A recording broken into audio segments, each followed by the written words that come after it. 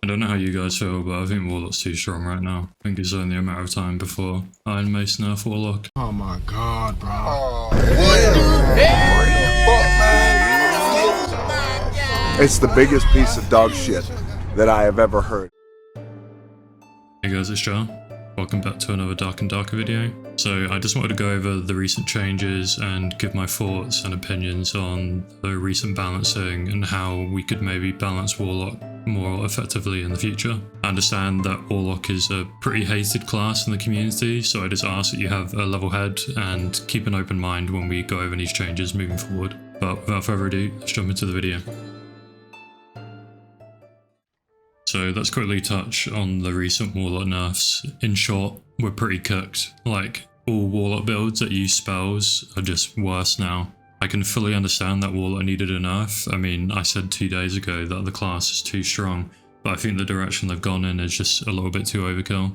Start off with the Phantomize change. I think this is absolutely fine. I don't really feel like this is going to make too much of a difference. If you Phantomize and you're in a bad position anyway, you're going to end up dying regardless of this 10 or 5% difference. So yeah, I don't really feel like it's going to be a big issue. The Warlock spell changes, I don't really understand. Like, I feel like the main issue was coming from when you were rocking Torture Mastery.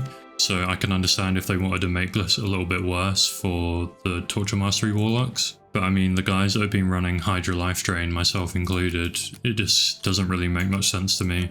Hydra Life Drain is already pretty bad as it is, and Curse of Pain and Bot of Darkness with costing 4 health each is pretty nuts as well. Quite literally double the health cost from before. Now if we quickly touch on the Curse of Pain changes, the scaling's been changed from 100% to 50%. So essentially what this means is any additional true damage, your magic damage from your spellbook, etc., the scaling of that has been halved instead of you getting 100% of this damage. Because it's scaling, it has a little effect on the low gear side, but on the mid to high level, the change is pretty insane. So looking at last patch on a pretty much base kit Warlock with a common spellbook and no additional or true damage, Curse of Pain was doing 21.78 damage on initial, whereas now that's doing 18.2 instead. So an understandable nerf on that regard. Now if we look at a more mid to high end level of an epic spellbook with 50% magic power bonus and 5 true, you can see on the previous patch we were doing 36.5 damage, compared to now we'll be doing 25, which is insane. This is the difference of 11 damage, which is crazy. Also, I agree that Warlock definitely needed some damage nerfs on the initial for Curse of Pain. I felt like they should have gone in this direction with changing the base damage instead of the scaling. So here's an example here where I've changed the base damage down to 10 and kept the scaling the same with our same mid-level kit. So we'd be doing 29 damage instead of 25 damage now. Or in a base kit, you'd be doing 15 damage initial and 18 damage on the current patch, which is still a significant nerf, but without completely gutting the scaling. Something I forgot to add was, because the spell costs are higher and the damage is less, this is going to encourage more of this hit and run max move speed Warlock build, which seems to be the biggest problem in the game right now. Warlocks with just high move speed, high damage, with a get out of jail free card with Phantomize, yet they've nerfed the viability of all other spellcaster builds. So logically it only really makes sense to optimize into max move speed in order to play caster Warlock without getting face rolled. And then as for this missing change here, changing the initial healing from 1 and the scaling to 10%, I've tested this and this isn't even working. Like, currently it's still at 2 and 5%. So respectfully, IronMace, get your shit together guys, come on, like what's going on? I just want to round up this section by saying that I can fully understand why Warlock has been nerfed, but I just don't understand why IronMace have to go overboard with the balance strategy.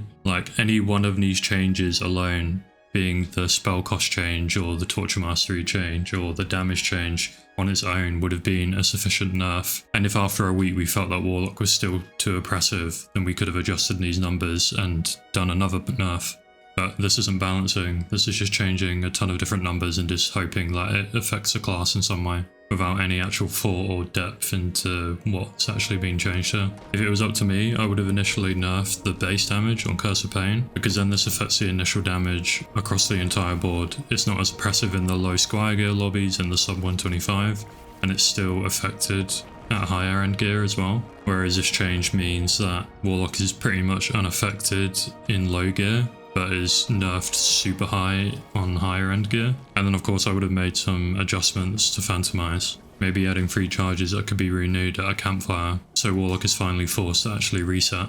And or increasing the cooldown of Phantomize so it can't be used so easily to counter other skills like Rage and Sprint. This would really make the difference between the good Warlocks and the bad ones, and also put it in line with other characters that need to reset. Yeah, that pretty much rounds up today's videos. I don't usually do these type of videos, but I just feel like IronMace has really missed the mark with this one. Whether you think the Warlock nerfs are deserved or a bit overkill, let me know in the comments. If there's another way that you think IronMace could have balanced the class, then please feel free to share your ideas in the chat. But I understand a lot of people don't like Warlocks and the playstyle, so all I ask is that you're nice and respectful to each other in the comments, please. But in any case, thanks for listening, and I'll catch you in the next one. Big love.